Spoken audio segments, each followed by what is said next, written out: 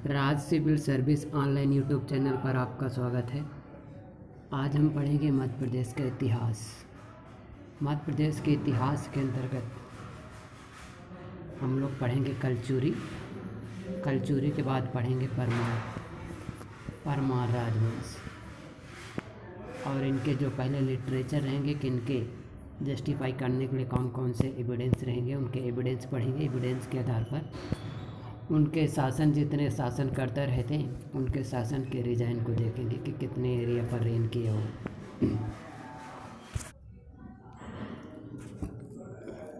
जो कलचुरी राजवंश रहता है, कलचुरी राजवंश जैसे रहेगा तो इसकी दो शाखा रहेंगी। एक तो माहिष्मती वाली रहेगी, माहिष्मती की शाखा रहेगी। दूसरी रहेगी त्रिपुरी वाली। जब माहिष्मती वाली रहती है तो इसमें केवल 3 ही राजा मिलते हैं। एक तो शंकर राज, कृष्णराज और उपेंद्र राज रहते। 3 लोग मिलते। उपेंद्र राज जैसे जब रहता तो उसको कलचुरी शासक मंगलेश के द्वारा पराजित कर दिया जाता है। तो यही शाखा त्रिपुरी की ओर चली जाती है। तो इनका प्रारंभिक परिचय देखें कि जैसे रहे कलचुरी, इनका जैसे जो क्षेत्र यानी कि एरिया रहता, तो जो ये वाला एरिया में रहेंगे ये तो ये वाले एरिया में रहते हैं। इनका विस्तार यहाँ तक भी करेंगे, यहाँ भी करेंगे, यहाँ भी करेंगे, यहाँ लड़ेंगे, यहाँ तक लड़ने जाएंगे, यहाँ लड़ने जाएंगे। मान के चलिए यहाँ पूरब में पश्चिम बंगाल तक, बांग्लादेश तक जाया करते थे। इनके जैसे जब शाखा रहती तो रतनपुर की शाखा रहती, रायपुर की शाखा रहती, तो उनसे अपन को मतलब नहीं है। सोर्स है तो इनके सोर्स के आधार पर अगर आप लोग जब देखें तो इनके सोर्स जैसे लिटरेचर है तो लिटरेचर में राजशेखर जैसे रहते, तो राजशेखर की इनके क्या राजशेखर की काव्यमीमांसा होगी। विद्युसाल वंश का बिल्हण के द्वारा जो रचित गई है। विक्रमादेव चरित, मेरुतुंग की प्रबंध चिंतामणि, रासमाला हो गई। हेमचंद्र का जैसे है, हेमचंद्र का एक है, हेमचंद्र जी के द्वारा द्रव्य वासवाक्यम। प्रबोध चंद्रोदय, ये किनका है? प्रबोध चंद्रोदय कीर्ति राज, चंदेल राजवंश का है वो। फिर इसके बाद जब आप लोग विदेशी वाली में देखें, तरी के बैठकी, तंबोर, कमयोर। फिर इसके बाद जब ये एविडेंस वाले ये वाले देखेंगे आर्कोलॉजिकल, तो आर्कोलॉजिकल वाले में ये वाले में तो हो जाएंगे, इतने सारे आर्कोलॉजिकल वाले हैं। तो जो इनके इंस्क्रिप्शन लिखे हैं तो चौकोर इंस्क्रिप्शन हो जाएगा, भेड़ाघाट इंस्क्रिप्शन हो जाएगा, कर्ण का रीवा लेख हो जाएगा, कर्ण का वाराणसी लेख। फिर इसके ये मोहराबा से प्राप्त होने वाला ताम्र अभिलेख, यश कर्ण का खैरा अभिलेख, जबलपुर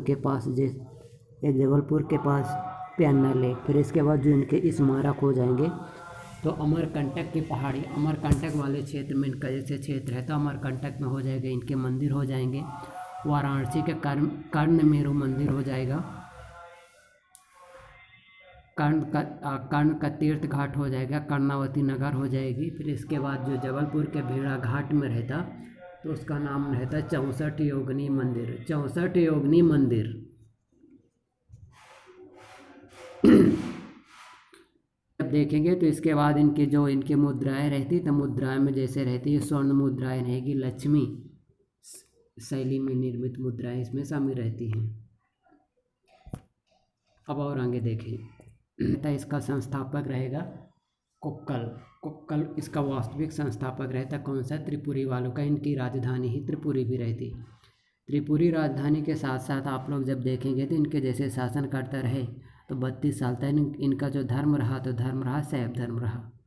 कलचुरी शासक लक्ष्मीगढ़ हैं, और यही लक्ष्मीगढ़ आगे जाके जब देखेंगे तो परमार राजवंश को पराजित कर देता है। किसके साथ मिलकर के?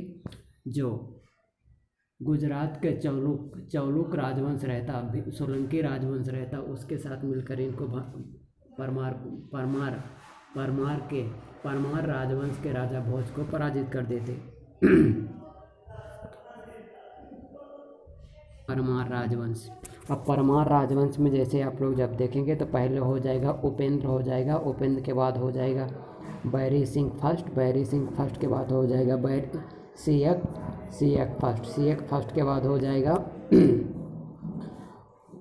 वाकपति, वाकपति के बाद हो जाएगा बहरी सिंह सेकंड, और बहरी सिंह सेकंड के बाद हो जाएगा सीएक सेकंड। जो उपेंद्र राज रहता, उपेंद्र कृष्ण राज रहता, तो इसको जो राष्ट्रकूट राजवंश का शासक रहते गोविंद थर्ड के द्वारा अपने संबंध के रूप में मालवा पर आते, और मालवा में जैसे जब आएंगे तो नागभट्ट सेकंड को पराजित करके गोविंद थर्ड परमार राजवंश के रूप में जो अपना एक संबंध के रूप में नियुक्त कर देते हैं। हालांकि जब देखेंगे कि परमार राजवंश के पहले जो इनकी मूल राजधानी उज्जैनी हुआ करती थी इनकी मूल राजधानी उज्जैनी हुआ करती थी, तो उज्जैनी के आसपास जैसे पहले रहता शुरुआती टाइम में, तो शुरुआती समय में उज्जैन वाले एरिया में प्रतिहार राजवंशों का शासन हुआ करता था। तो नागभट्ट थर्ड राष्ट्रकूट राजवंश का जैसे जब आता तो उनको पराजित कर देता, पराजित करने के बाद क्या करता, अपना संबंध नियुक्त कर देता उपेंद्र कृष्णराज को। उपेंद्र कृष्णराज के बाद जैसे जब आते तो मिहिर हो जाता, तुरंत ही परमारों का फिर अधिकार हो जाता। परमारों को हराकर पुनः अधिकार कर लेता। कौन कर लेता? मिहिर भोज। अब मिहिर भोज का जैसे आप लोग जब देखेंगे ग्वालियर इंस्क्रिप्शन के आधार पर इसका अधिकार हो जाता है। लेकिन जैसे ही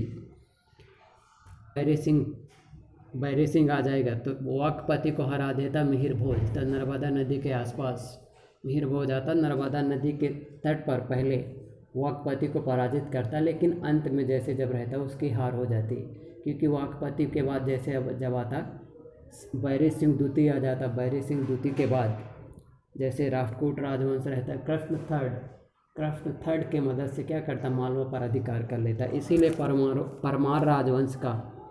परमार राजवंश का शासनकाल कब तक रहता, जो ये रहता प्रतिहारों का पहले शासनकाल रहता मालवा में, तो 946 तक रहता, 946 या 48 के आसपास रहता।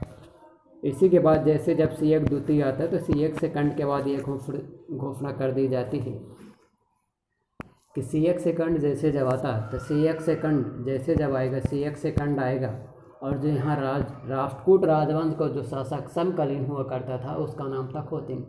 इसको लगा सीएक सेकंड को कि आखिर हम लोग क्यों दूसरे व्यक्ति को अपने राज्य क्षेत्र में हस्तक्षेप करने दें।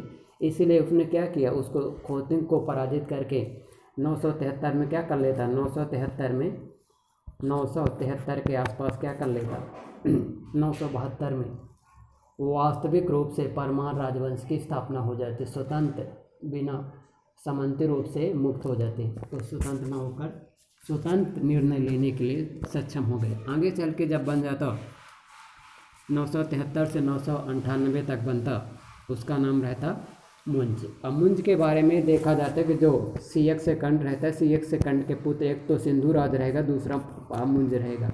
बल्लाल चरित के अनुसार है, यदि आप लोग जब देखेंगे बल्लाल चरित के अनुसार ये देखा जाता है कि बल्लाल चरित के अनुसार यह माना जाता है कि जो मुंज रहा है तो इसका जैविक पुत्र न होकर एक गोद लिया हुआ पुत्र है। अब गोद लिया हुआ पुत्र ये है कि मुंज मतलब ये रहता है कि मुंज उसके जो घर रहता है, घर के आसपास जो घास रहती है तो घास में पाया था इसको, किसको, मुंज को। फिर जैसे जब अंदर गया तो उसके जो सिंधु राज रहा उसका भी जन्म हो गया, इसलिए उसके 2 पुत्र हो गए।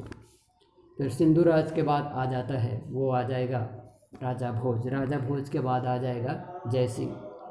फिर अंतिम 1243 के आसपास 1233 के आसपास देवपाल हो जाता है। 1233 में जब मालवा उज्जैन के महाकाल नगरी में अभियान करता, कौन करता है, इल्तुतमिश के द्वारा आक्रमण करता, अभियान के द्वारा उज्जैन मंदिर को लूट लिया जाता। अब और आगे देखें। अब वाकपति मुंज जैसे जब रहता तो वाकपति मुंज के जो विजय रहती तो क्या करता, हूणों को पराजित करता। हूणों को पराजित करने के बाद राजस्थान के जो गोहिल राजवंश रहते उनको भी पराजित कर लेता, और उदयपुर के शासक जैसे रहते वहाँ लूट मार करके उनकी राजधानी आहार पर अधिकार करके लूट मार करता। फिर इसके बाद वाकपति मुंज और क्या करता, कलचुरियों के साथ क्या करता, युद्ध करता। कलचुरियों के बाद जैसे जब युद्ध कर लेगा, इसके बाद नाडोल के राजवंश हुआ करते थे, नाडोल के चौहान राजवंश को क्या करता, पराजित कर देता। पराजित करने के बाद जैसे जब रहता कि लाट के विजय पड़ जाता, अब जब लाट विजय पड़ जाता, ये लाट किस क्षेत्र पर पड़ता? गुजरात में पड़ता। तो लाट विजय पर अभियान करता, और लाट विजय पर जैसे जब यह अभियान करने जाता तो चालुक्य राजवंश तैलप थर्ड रहता, और उसका सेनापति नाम रहता वारप्पम। वारप्प को क्या करता? पराजित कर देता। अब यही वारप्पम की पराजय करने के कारण वाकपति मुंज के हत्या के लिए एक कारण, एक लॉजिक बन जाता है, तर्क बन जाता है। जनश्रुतियों के अनुसार यह माना जाता है कि जैसे जब वाकपति मुंज रहता, तो वाकपति मुंज जो गोदावरी नदी थी, ये वाले एरिया में तैलप सेकंड का शासन हुआ करता था। तैलप सेकंड के बाद जैसे जब वाकपति मुंज रहता, वाकपति मुंज का जो अमात्य हुआ करता था, उसका नाम हुआ करता, मंत्री था रुद्रादित्य। रुद्रादित्य अपने मालिक को बताता है कि महाराज, गोदावरी नदी को पार करना हमारे लिए खतरा साबित हो सकता है। आखिरकार अपने जो सेनापति, उसका अमात्य रहा, मंत्री रहा, उसकी बात नहीं माना, उसकी बातों को उपेक्षा करके गोदावरी नदी पर पार कर जाता है। जैसे ही गोदावरी नदी को पार करता है तो ये तैलप सेकंड क्या करता है? इसको बंदी बना लेता। बंदी बनाने के लिए कहा जाता है कि बंदी बनाकर किले में बंद कर देता, और जो इसकी बहन थी उसका नाम था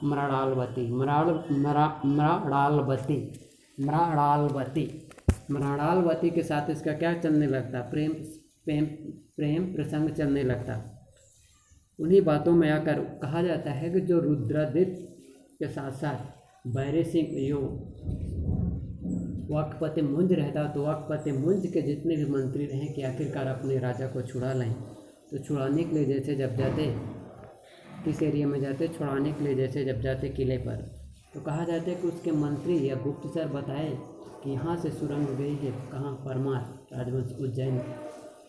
तो कहा जाता है कि जब उसका प्रेम कर ही मृणालवती, तो अपनी पूरी कहानी, सुरंग की जो पूरी कहानी रही कि ये सुरंग यहाँ से वहाँ निकलेगी, तो हम यहाँ से वहाँ निकल कर चले जाएंगे, परंतु इसकी प्रेम कहानी अधूरी रह गई।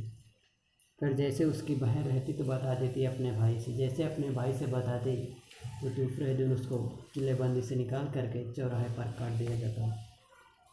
तो ये रही मुंज की कहानी। अब आ जाएगा परमार राजवंश। परमार राजवंश के बारे में ये जैसे उसका लिटरेचर दिया है, तो लिटरेचर इसमें देख लीजिए। लिटरेचर के बाद जैसे जब रहेगा तो यहाँ उसके सोर्स दिया है कि आखिरकार कौन कौन से उसके सोर्स हैं जिनके आधार पर प्रतिहार राजवंशों की विजय की जानकारी मिलती है। तो उसके सोर्स दिए हैं। सोर्स के बाद जैसे जब रहता कविराज, उदयपुर प्रशस्ति,